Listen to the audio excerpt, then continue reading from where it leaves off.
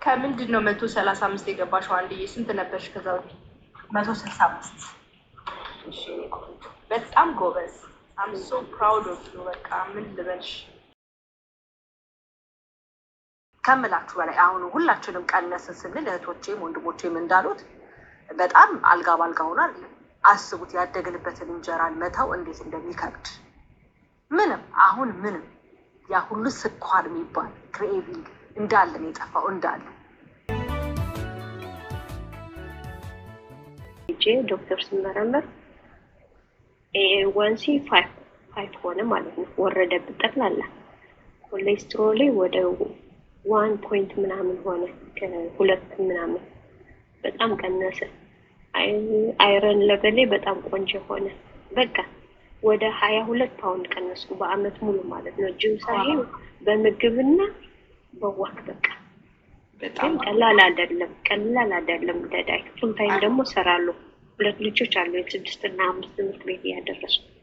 በቃ እንዴት ብዬ እንደዛ ያልኩ አሁን በጁን 2025 ነው ስመረመር በቃ ዶክተር ተገረመ ሁሉ ነገር ቀጥ ጎበዝ ኮንግራቹሌሽን። እሺ ጎበዝ።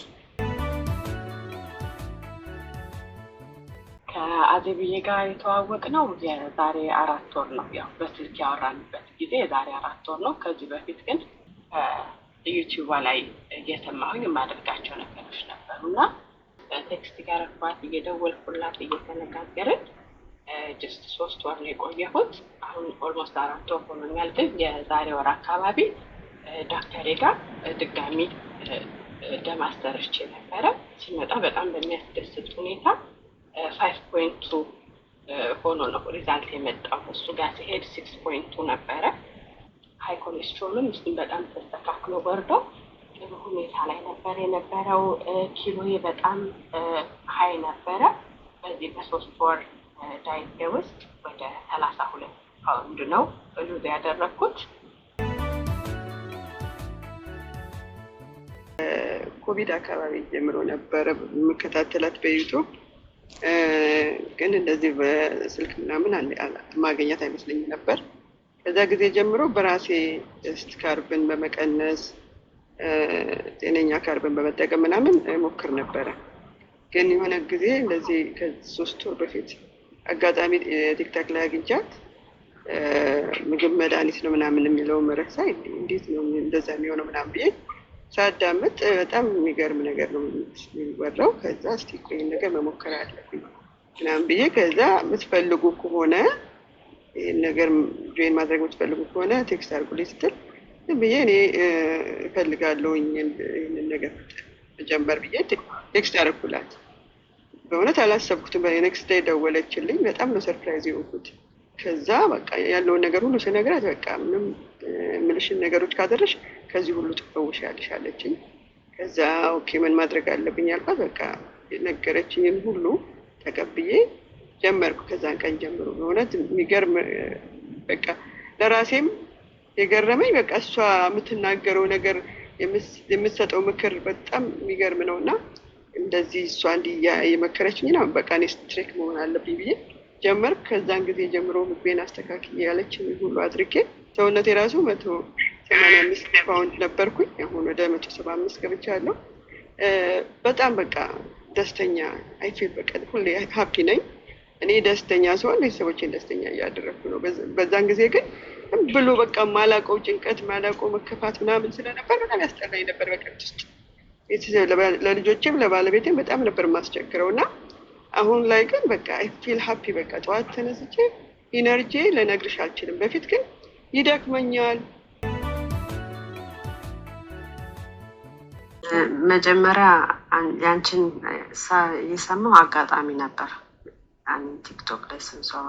ከዛ በዛን ሰዓት ገና ወልጄ 3 ወሬ ነበር እና እሰማ ነበረ። ያው በጣም ክብደት ነፍሰ ጡር ያለው ስኳር ይቸገር ነበር። ከወለድኩ በኋላ ደህና ነበርኩ፣ ግን ሰውነቴ በጣም ጨምሮ ነበር። ከዛ 1 ወር ሰማሁሽ እና በ4 ወሬ ጠየኩሽ መጀመሪያ ትኩረት አድርጌ ልጅሽ ያልሽ። ግን በጣም ስለምሰማሽ የነበረ የተወሰነ ምግቦች ላይ ማስተካከል ጀመርኩ ማለት ነው። ከዛ 5 ወር ላይ ነው 6 ወር ላይ ተቀበልሽኝ ማለት ነው። በቃ እኔ ሬዲ ነኝ ምናምን ስልሽ በጣም ነው ደስ ያለኝ ነበር ስለተቀበልሽ። አሁን አንቺ ባልሽ መሰረት እየሄድኩ ነው። 2 ወር ሆኖኛል ኪቶ ላይ ካለው አልሐምዱሊላህ ከ203 ፓውንድ 165 ገብቻለሁ። በጣም ደስ ብሎኛል። ጭብጨባ ያስፈልጋታል አይደለ? በጣም ደስተኛ ናት በውስጥ ስለማለት ወይ በጣም ደስተኛ ነኝ። እውነት ሰላም ነው የተመለሰ። ጭንቀት ነው መሰል በጣም ራሴ ስለሚያመኝ ብዙ ታላኖር ወስድ ነበር። ቴንክ በጣም ነው የማመሰግን። ሌሎችም ያው እርግጥ ሞር ቁርጠኝነትም ይፈልጋል። አንቺ ሁሌ ስለተናገርሽ ብቻ ሌላው ሰው ካላደረገው በየሳምንቱ እየመጣሽ ታስተምሪያለሽ። ያንን ደግሞ ተግባራዊ ካላደረጉት ከባድ ነው። አንቺ ያለሽ ነገር መናገር ብቻ ነው አይደል? ያው ሰምቶ ደግሞ ተግባራዊ ማድረግ የኛ ነው የሚጠበቀው እና ቴንኪው። በለጠ ደግሞ አብረን እንሰራለን። እኔ ጋር ከመጣችሁ በቂ ኢንፎርሜሽን ነው የምታገኙት። ሁልጊዜ በደንብ ነው የምነግራችሁ። የሚገጥማችሁን ነገር ቻሌንጃችሁን በሙሉ ተረድታችሁት ነው የምትሄዱት። ይህን ዳይት ላይ ስትሆኑ ጉበት ኪቶን እንዲሰራ የሚያደርጉ ነገሮች አሉ። ፋስት ምንም አለመብላት፣ ምንም ካልበላን ኪቶን ይሰራል። ቬጅቴብል ብቻ ከበላን ኪቶን ይሰራል።